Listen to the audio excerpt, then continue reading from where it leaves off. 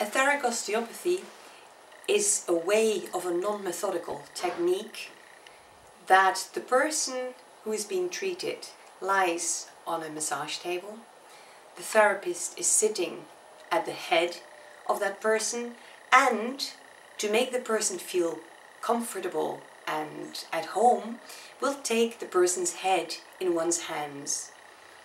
Then the therapist goes right with its view into the person's skull and spine. That's why we call it osteopathy, like etheric osteopathy, and not something else, because we start with the bone structure of the body.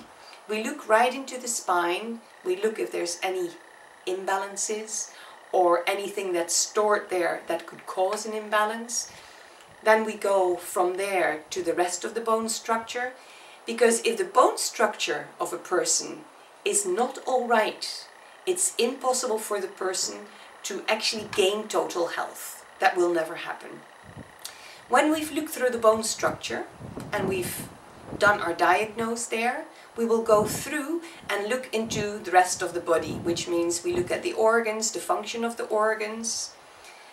The reason why etheric osteopathy is so different from osteopathy is because we're actually not manipulating any arm, any leg, any kind of body parts.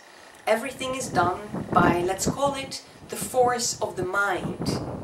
We look, we see. The person, the therapist that does the etheric osteopathy is a clairvoyant person and can actually see what is wrong in the body, where it comes from. So we are talking about causal healing. We help the person to heal the cause of where the imbalance comes from. And then on top of it, the person, the therapist, will be able to give advice of how to go about the healing process. When there is any physical imbalance, let's give the example, for example, that one of the vertebrae is broken or damaged in some sort of a way, the therapist can actually change that vertebra back into a healthy vertebra, which means the therapist can change matter into different matter.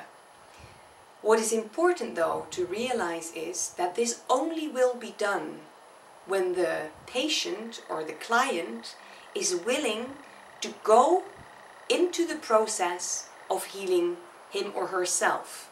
If the person is not willing to go for any changes in his or her life, the therapist will not do this, because otherwise the lesson of why this imbalance occurred has not been learned, which means that the lesson still needs to be learned. So there will come another sign to teach this lesson or to show that this lesson still needs to be learned, and this will normally be more grave than the one that one had before, more severe.